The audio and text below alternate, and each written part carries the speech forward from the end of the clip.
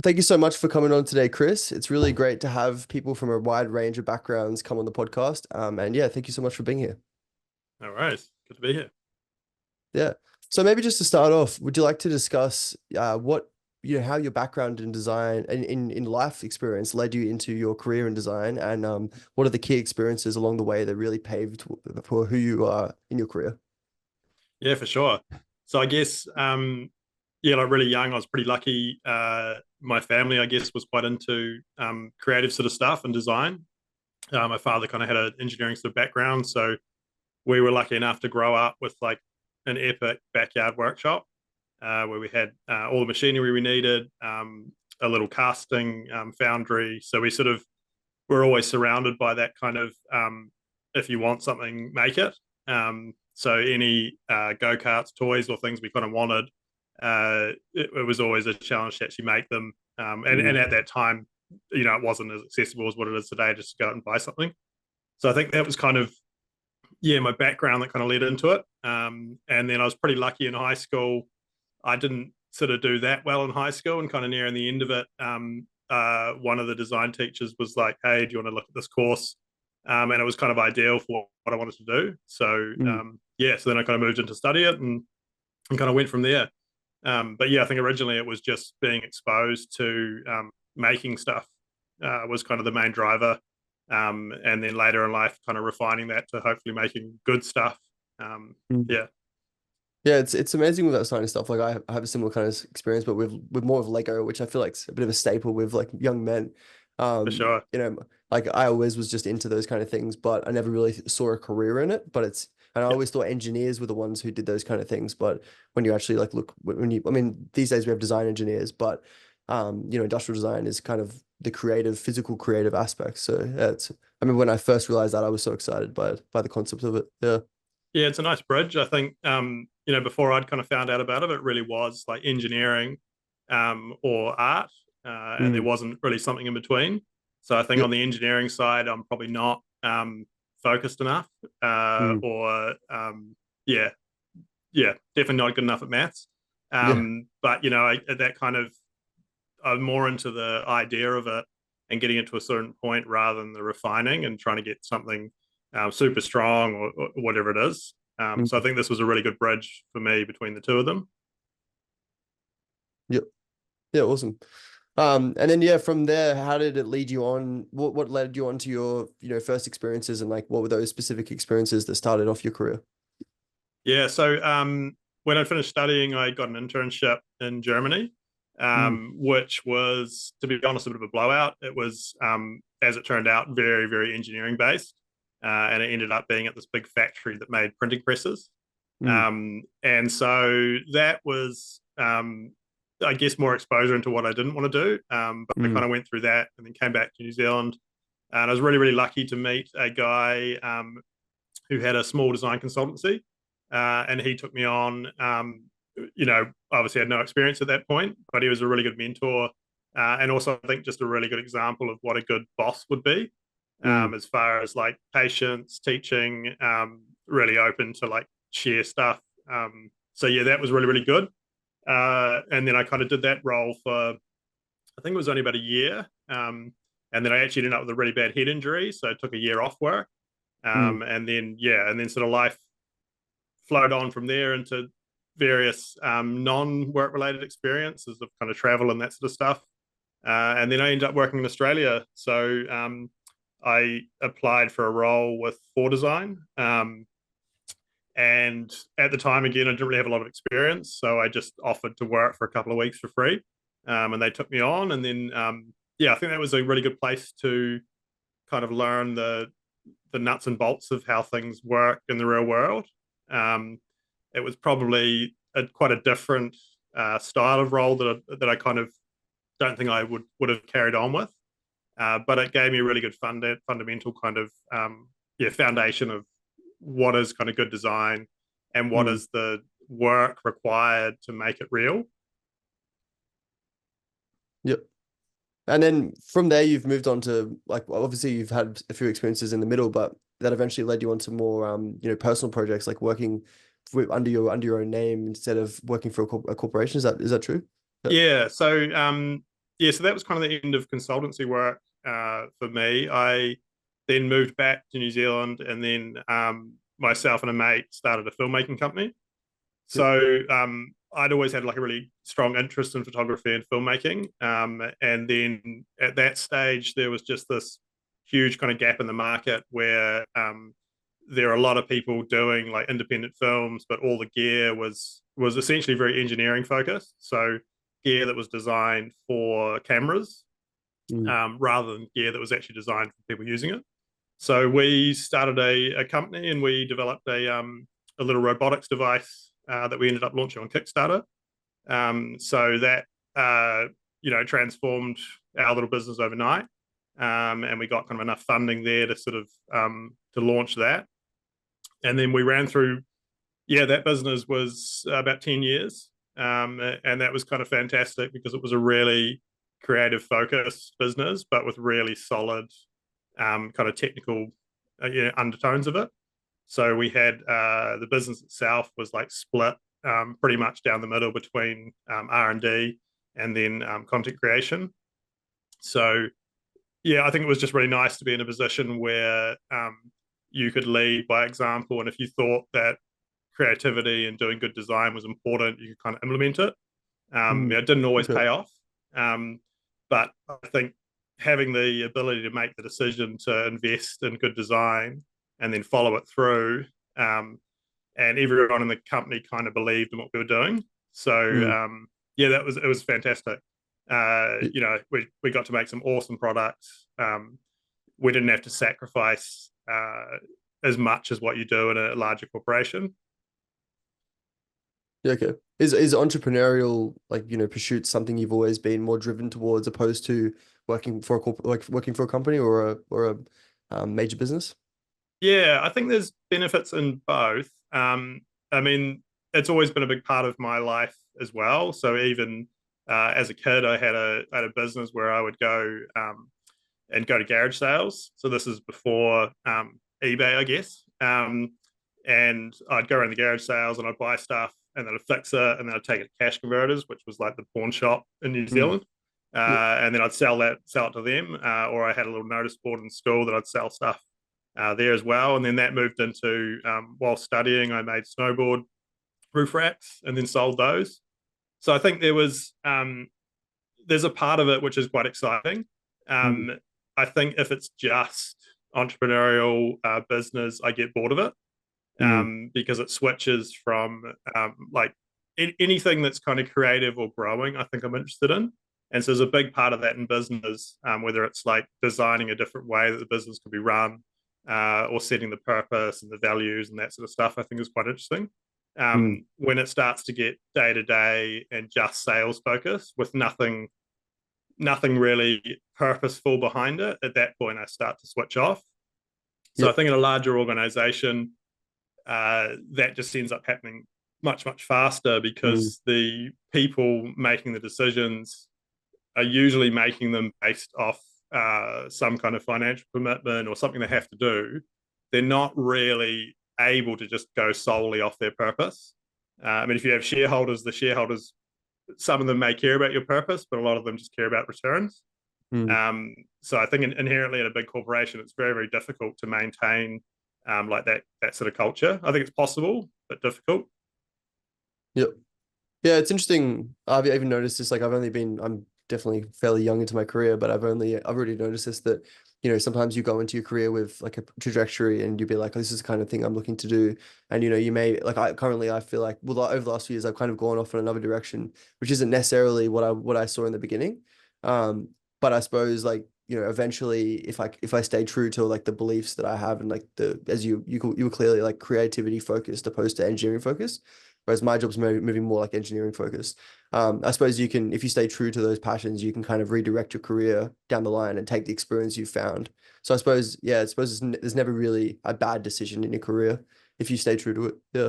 No, definitely. I think, I mean, for me, as long as I'm learning something and I'm surrounded by other people learning stuff, then it's interesting. And I think Mm. again that was with like our company Syrp. All of the team. It was very flat structure. Um, we, essentially we would employ people that were exceptionally good at things that we were crap at. Mm, So you ended up being surrounded by amazingly talented people that maybe aren't inherently, creative in a way that a designer might think, but they're still creative problem solvers. They're really collaborative. So you end up having this culture where you're kind of designing products, but you have these tool sets that you just never be able to have by yourself. mm, You have amazing software engineers, so you have an idea, and it's like, could we do that in hardware or software or physically? And the team gets together, and so the way that design kind of worked, I think, changed quite a lot, and I think that's in some ways what you're talking about as well, when you move through mm, different paths, but you can actually still do things that are creative and design based, even if you're not picking up a pencil. exactly. Yeah. And I suppose as well, like you're working towards your strengths, you know your strengths and you're kind of focusing on that. Like, you could potentially learn the software side of or the hardware side of design of a product, but that your strength, that's not your strength. So it's better to employ someone else to, use their strengths. Yeah. Yeah, definitely. And I think as long as the business maintains that kind of culture of learning, then it's really good because everyone's just learning new stuff. So in that time, I think you realize that you can't be really, really good at everything. There's a certain amount of time and effort that's required to become an expert. But you can be surrounded by people that are epic at those things and just learn a little slice of it. And then it's enough to be able to communicate with them. It's enough to be able to like question their ideas, to have them question your ideas. So I think that for me has been, yeah, just been really, really good. And I think it kind of leads into the new stuff that I look at doing is just having this kind of strange understanding of all these different areas.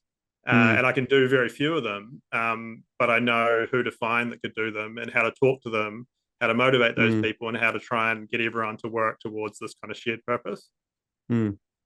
Yeah. I like the saying, it's like you only need to know enough so that you know when they're bullshitting you. I like Yeah, that yeah, saying. exactly. Yeah. Yeah, exactly. Yeah, and Yeah. and enough so you don't have to bullshit.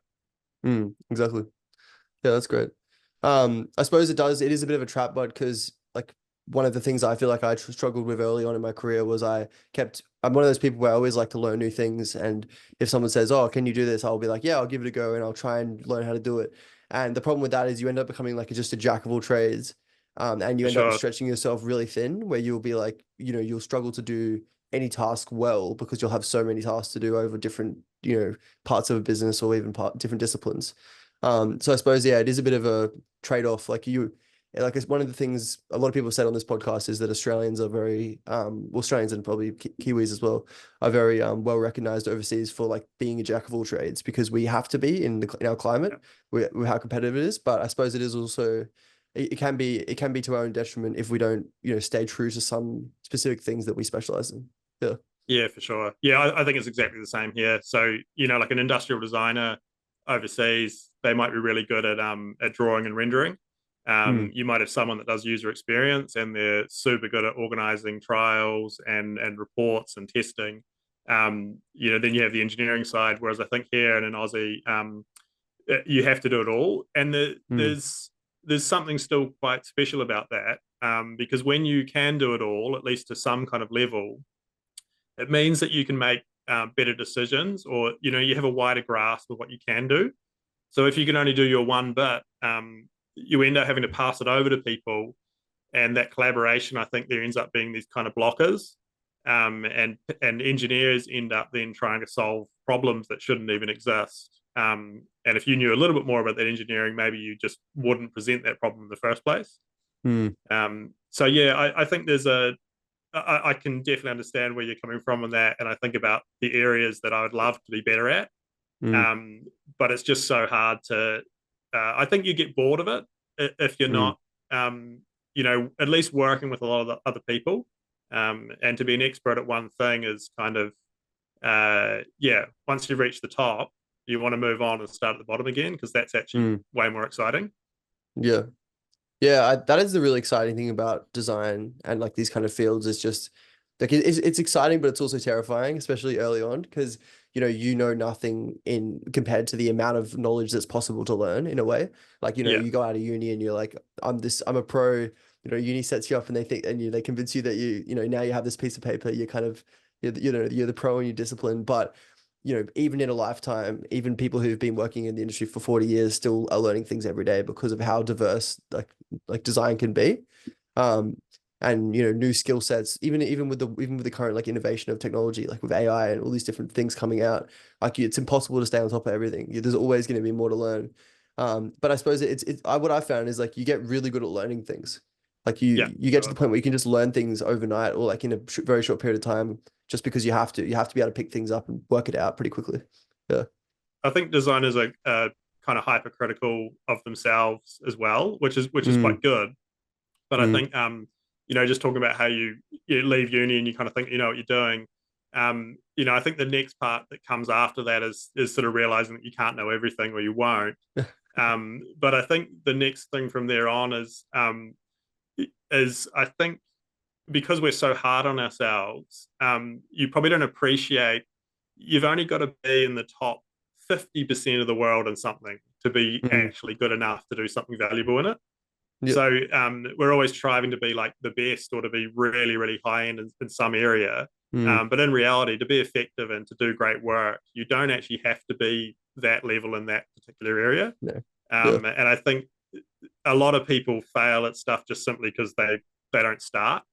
Mm, So I think if you can get over that and you realize that actually you'll never be the best at this, but you're not the worst, mm, that's probably enough to just kind of keep going. And then you find other people that'll fill those holes that will mm. definitely make you look like the worst because they're so much better. Um, but just keeping moving, I think is so important in any of these kind of like product kind of based Mm. roles. Yeah. Well, especially when you're, I suppose, designing a product that actually improves someone's life in a tangible way. Like, you don't have to be Philip Stark and be designing like a chair that truly, like, I don't know, it changes the atmosphere. You can be designing a small little product that just has like a really realistic and tangible impact. Yeah, And so I suppose in that way, like you can be, if you set your priorities and goals, in a reasonable level, you can be successful in your own regard pretty easily. Yeah. yeah, yeah. I mean, for Mm, me, like I guess with like products, the goal is to like not make shit. It's not. mm, I don't need to make the best thing in the world. That would be mm, great, but that's very subjective anyway. And I think it's much easier, maybe an easier goal, just to like make sure you're not making rubbish mm. for the sake of it. And so for Yep. me, I think that was yeah, like if I was making furniture, I'd want to make good furniture that somebody loved, Mm, and that's enough as long as I'm not making a whole lot of crap that nobody loves. mm, So I think yeah. and even with our products that we made, there's a lot of things wrong with them and a lot of things we would love to have made better. But the impact they had kind of justified why they existed. Mm, And I think that is enough. Um, yeah, I think people chase ultimate sustainability or absolute zero impact, and I think that's really really difficult. yeah. And often it can just mean that you have a zero impact product, maybe from a sustainability point of view, but it actually has zero impact. Mm, And so, eating, working, all that effort that went into creating it is still kind of wasteful. So I'm not sure where the best place to sit is on there, but for me, it's really mm, just doing something that is valuable. yeah. I think that's pretty realistic. Like you can have, the 100% sustainable product that's pointless, but you can have a very useful, beneficial product that's, completely unsustainable. Like at that point, it's a very hard debate as to which one's better. Yeah, So yeah, I suppose all you can do is really just make sure you do your best as a designer to make the right choices and to, yeah, whether that be, recyclability or even repairability or all these other ways to be sustainable. You just make those decisions when you can. Yeah. yeah. I mean, I think even we consume products, we do the same thing. It's like Mm, the $5 fry pan. You can get a non-stick fry pan, and you can get one every week. And that always seems like a better option than paying $300 for a really good fry pan. mm, yeah. But I think just avoiding designing those kind of products is a win. Mm, yeah. Yeah. I suppose even like changing the perspective, like, maybe is more cost effective to buy like 500 fry pans, but buying one really good one is actually is actually not just better for your, I mean, it might not be better for your bank account, but it's better for the world. And I suppose that comes to like changing, you know, consumer perspectives on these things. Yeah. Yeah, and then you get the good feelings of buying something nice, a nice designed product. Mm, Um, yeah. yeah, there is an inherent value in it. I'm always trying to sell my fiance on that. Like, I don't know, maybe it is like coming from a design degree, you just look at things that way. But I'm always looking for like a good quality, like even like a good quality, well-built microphone or like some sort of object. Like I'm looking for the like physical value in it. And I will pay a premium for that because I feel like it's, I don't know, inherent build quality and things like that. I would rather buy something that has that versus like some products from Kmart or, some cheap product. And I feel like there is a change in the world where people are starting to, want to buy one really good product versus like 20 bad ones. Yeah. For sure. Yeah. Maybe just if you want to discuss one of your projects, one of the products you've done recently that you're proud of, and maybe even discuss some of the issues you had with it, just so we can see the two sides of a story. Yeah, for sure. So, I mean, so we sold our business about 4 years ago and then stayed with that company. Mm, And then I left at the start of this year. So since then, I've kind of moved. I'm trying something a little bit different. I'm semi moving into investing, but there's part of it which I kind of don't like at all. So essentially now my new kind of model I'm testing out is that I'll invest in a company and then work for that company as an advisor, designer, whatever's needed. So hopefully it means that I'm not kind of parasitic from a point of view of just putting money in and hoping things work. And mm, I'm also not working as a consultant where every hour I'm trying to bill as much as possible. mm, So that's kind of where I'm at the moment. And there's two companies that I've invested in.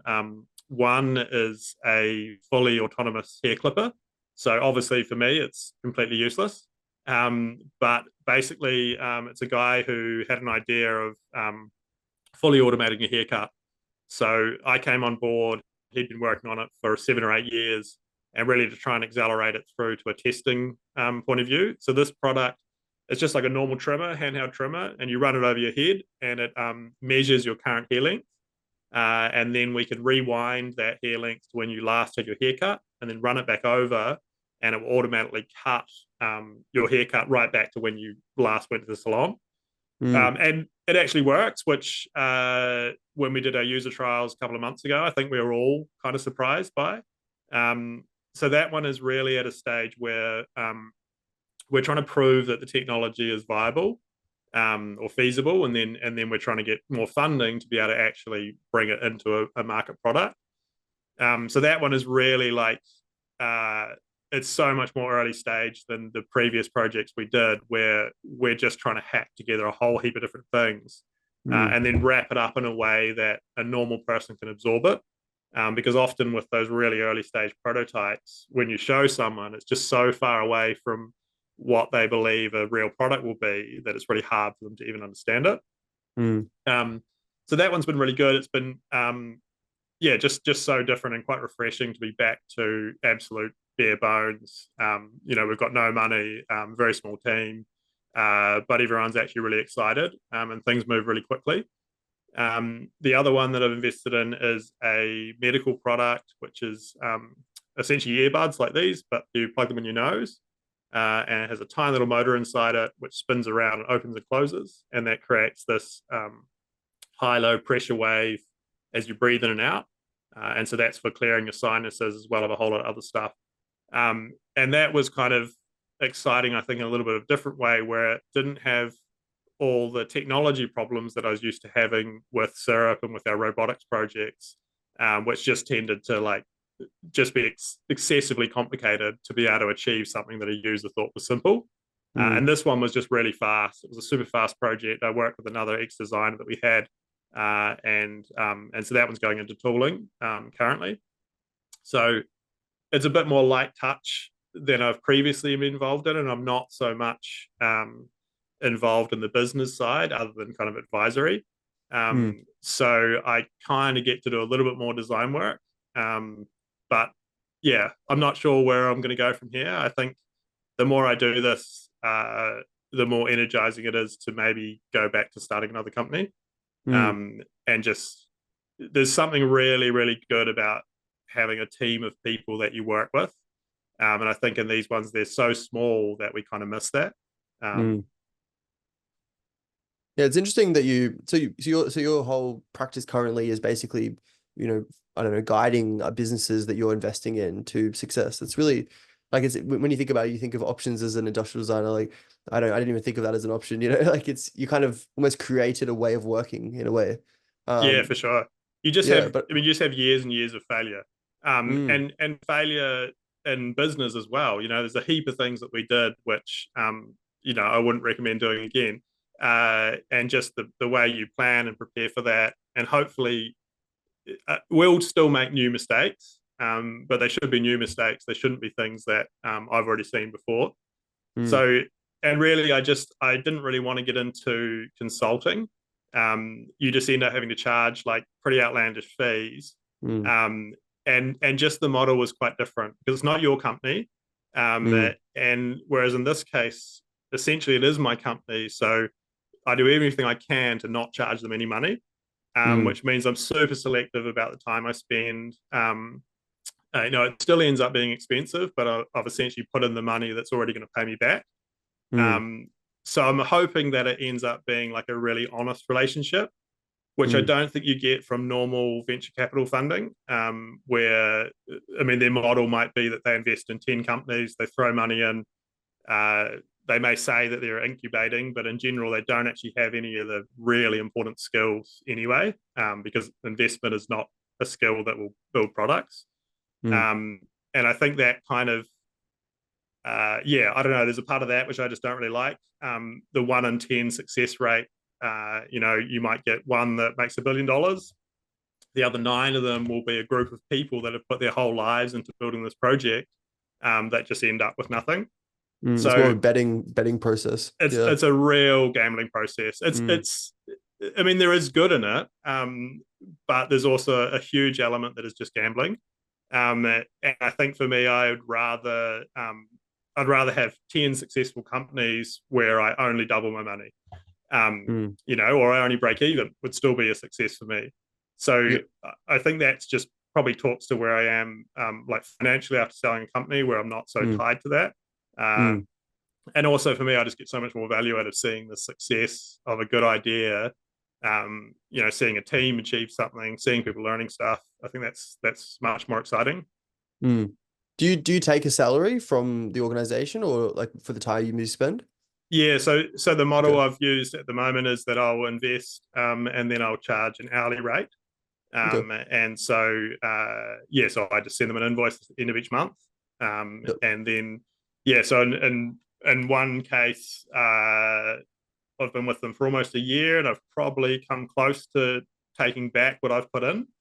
So there's kind of Okay. a benefit in that as well. So from my point of view, like my risk gets lower, the longer Mm, I'm involved, yep.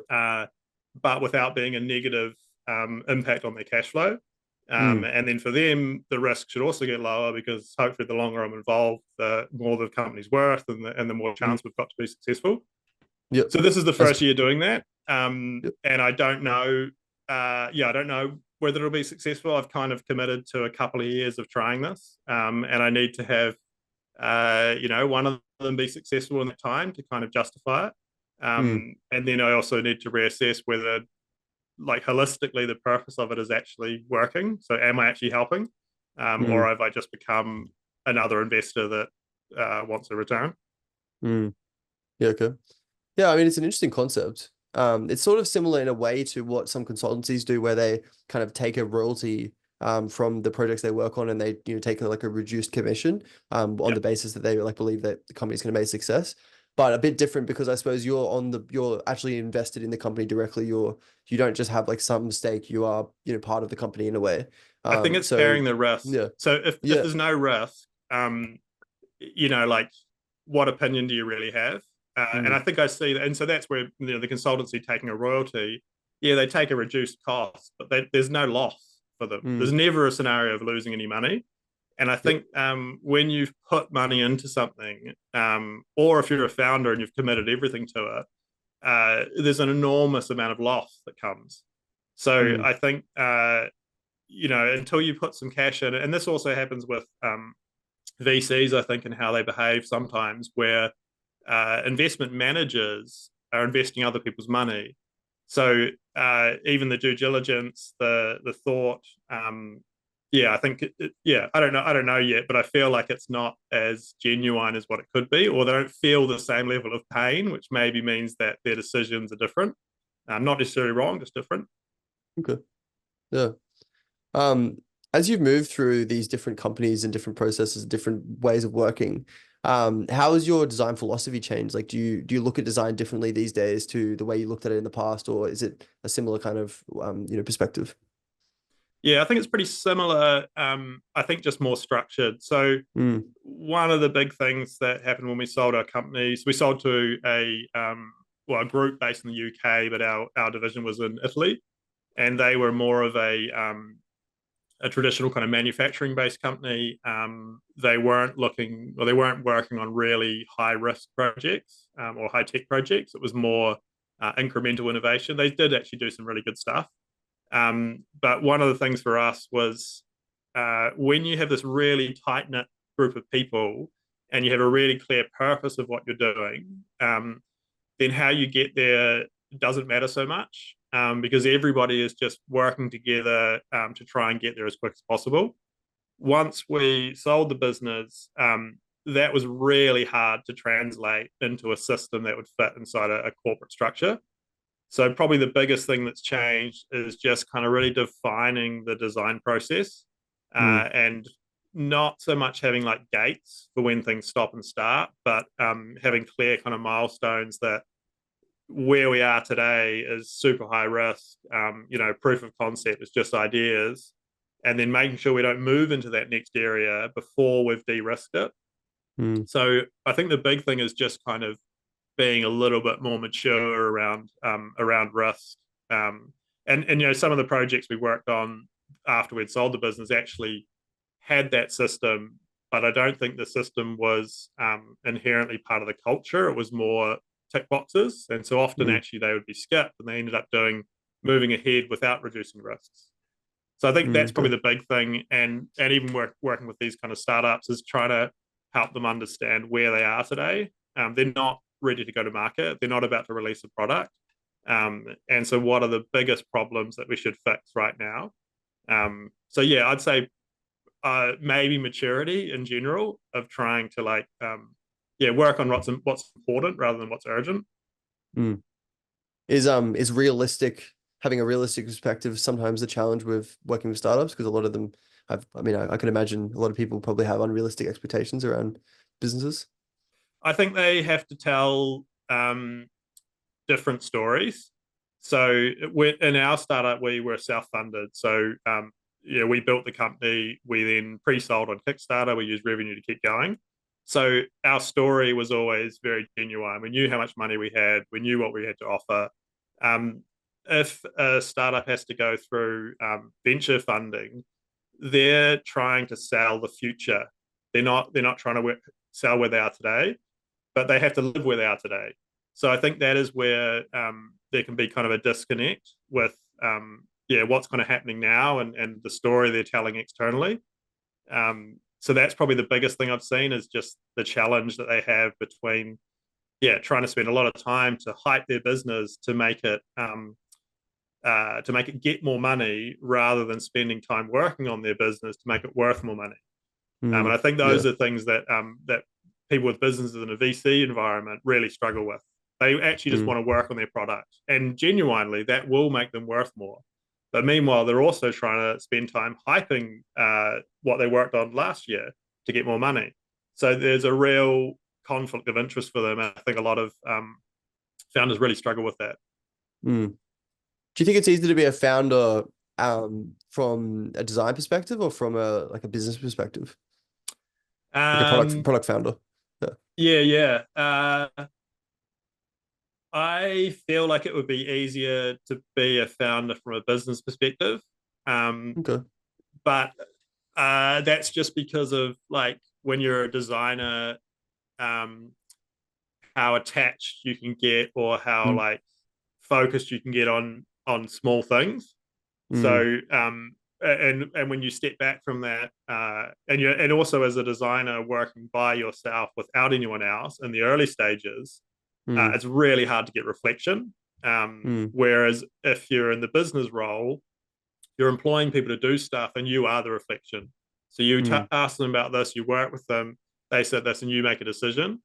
Whereas when you're asked to make the decision and do the work related to the decision, it makes it quite difficult mm, because this decision is more work, this decision is less work. I'm the one that has to do the work, so should I do the one with more work or the one with less? mm, And externally, you don't care how much work it is. You just care which one's the best solution. mm, And as a designer involved in that, I always found that really, really difficult to try and um, make a decision that was the right decision, even though I would be the one that would have to then suffer the consequences of that decision. So I think that's mm, where like leadership, our whole model for leadership was that I I didn't really make decisions. I asked the questions to get enough information so that a decision could be made. And then my role was to if we were ever successful, it was never because of me. If we ever failed, it was 100% because of me. And I think that was yeah. a really good position to be in from a management point of view. Was that the buck stops with me when things go badly, Mm, because at the end of the day, I made the decision, or I let you make the decision, or whatever it was. When things go well, it's 100% because the team is fantastic. mm. Yeah, it's interesting how like the benefits of a design background also kind of becomes like the negatives in like the founder situation. I never thought about it like that. You think from like an outsider's perspective that just by having those skills you'd be more capable, that you'd have like more success. But yeah, I never thought about that by distancing yourself, you actually end up maybe being more successful. Yeah. I think the big thing, that the benefit is probably just this inherent curiosity. So Mm, if you're curious of every part of the business, you're curious of, and that can also be a detriment because you end up wanting to know everything because you're so interested. But being curious, I think, is so important. I think that's something that is a huge benefit coming from a creative kind of background, mm, understanding users and understanding um, how people feel when they use a product and how important that is, whether it's a product, a service. The same with your team, and I've definitely screwed that up many times, but trying to set up an environment where people feel good mm, is actually really, really important. And that's kind of a fundamental of like good design, is that when people use something, they feel something and feel good. mm, Um, so I think under kind of, or at least having those basic, um, kind of thought processes are really, really important from business side as well. mm. Okay. Yeah, it's interesting. I'm thinking about your process. Like, you moved with your friend into a business. Like I've always looked to start a business myself, but I feel like it's always really hard to make that jump. Like, when you're working full time and when you have life commitments, your life is taken up so much. But to actually, go look at starting a business, you have to commit a significant amount of time. Did you quit your job when you moved into that, or did you try to leverage both of them early on? Yeah, so I basically came back to New Zealand and we had some beers, and I was like, I need some new projects, and my offsider was doing um, filmmaking and media production at the time, and so he was Mm, like, "Oh, this camera gear sucks." I was like, "Awesome, I'll do that." The project actually started off quite small, so I was doing it alongside of like some other consulting work. I think if you can do it without quitting your job until mm, you get to a certain point, it's much, much better. yeah. And I think the big thing with that is just not having to get funding.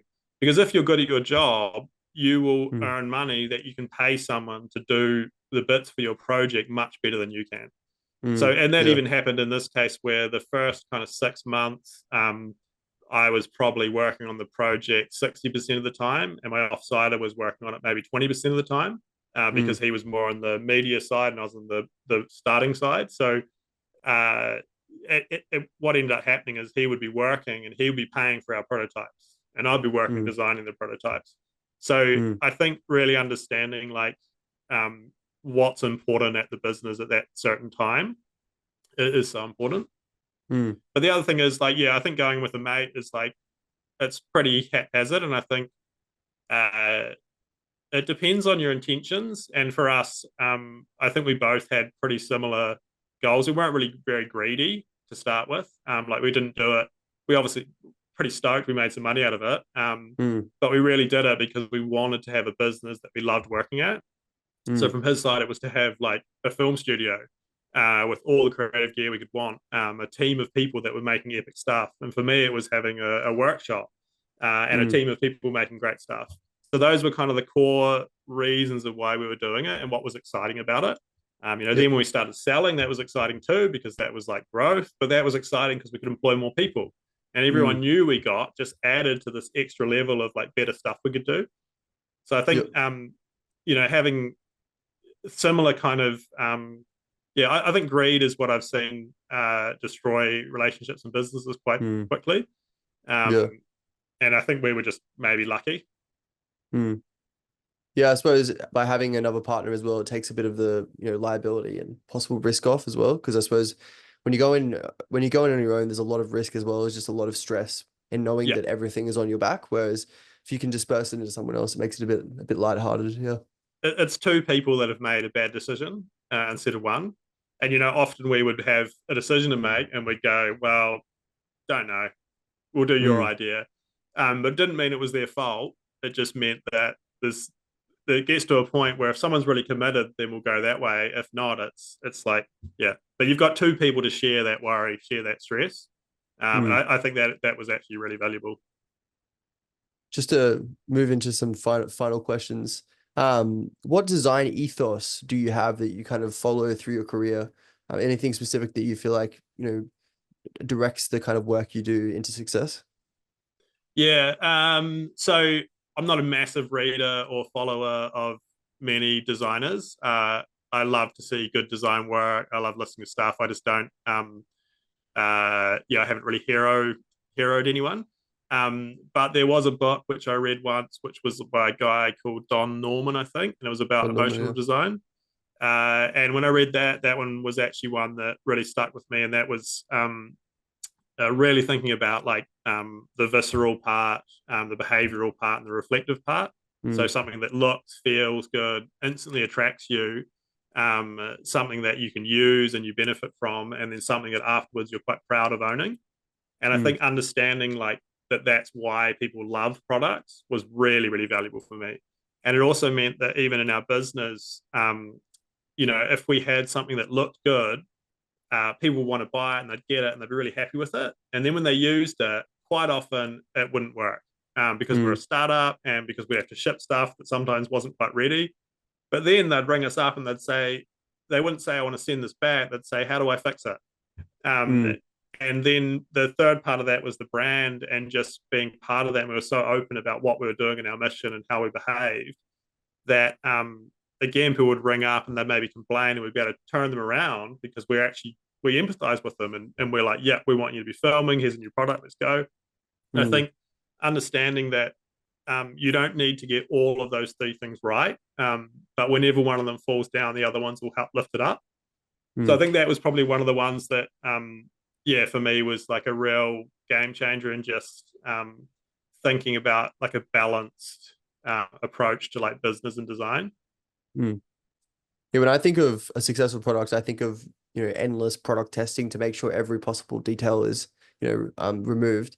Is like obviously that's not the reality. How do you, be sure that you execute a product that's good enough, that it's, going to bring value to the people that bought it, but while obviously not spending an insane amount of money on development? Yeah, so I reckon that that is incredibly hard. I think for designers, or maybe for me, because I'm like more excited about the front end of making it than Mm. that side. We got lucky. I think we just had some good. I actually think the big thing from my side was actually designing stuff where they would still work when it was made wrong or something went badly. Mm. So trying to find ways to do things that were really, technically challenging or high resolution, high tolerance, and thinking of a way that we could do the same thing that was really low tolerance. Mm. Okay. So that there was kind of always an allowance in there where it didn't have to be perfect. It would still work if it wasn't perfect. Mm. And then I think just having a really good manufacturing partner, and we were really lucky. We met with a guy in China, and I've worked with him for 15 years now. And he is much more focused on quality than I am. And so that's been really good, where he'd ring us up and say, hey, these products, we've found something, it's got a bit of a dent or a bit of a scratch, and we're like, yeah, ship it anyway. And he's like, nah, I'm going to fix it. So I think early on it was just massive risk. The first Yep. batch of products we shipped, we had sent one to a mate who was doing some filming, and he was like, smoke's coming out of it. And we were like, shit. And so we ran the factory, and they were literally about to load them into the container. Mm, And we pulled them all out. It was just like one wire that was like, the little pin was slightly longer. And that would have collapsed us. And there was multiple times where that was the case. I think I would have loved to have had better engineering, like minds, like mechanical minds that were more focused on that. mm, But I do think the wrong person in that space would have slowed us down as well. So I think it's being comfortable with risk, and then thinking again back to like what's important from a user point of view. If a product doesn't work, like how do we manage that? So for us, it was just like, this is no problem. We're going to replace it straight away. Let's try and get you mm, filming again. How do we keep you going?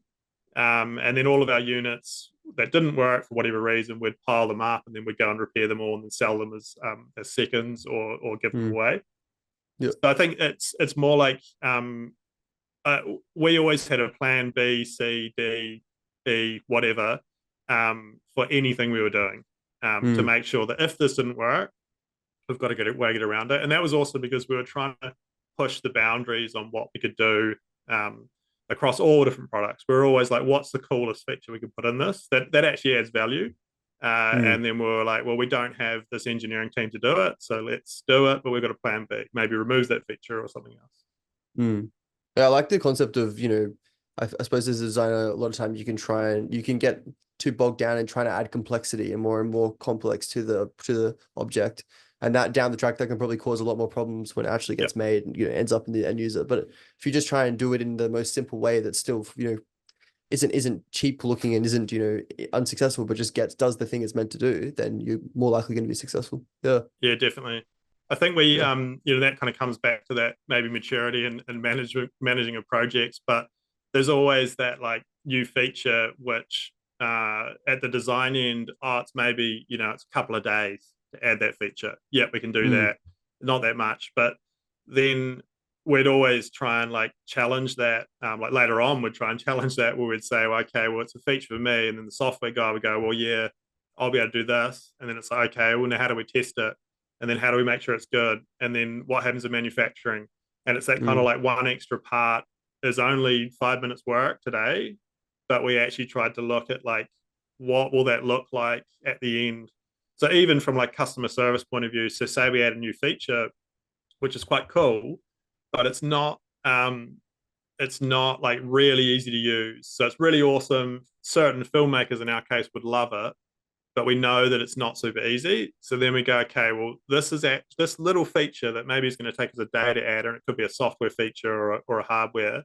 That's going to end up adding thousands and thousands of hours to our customer service team. mm.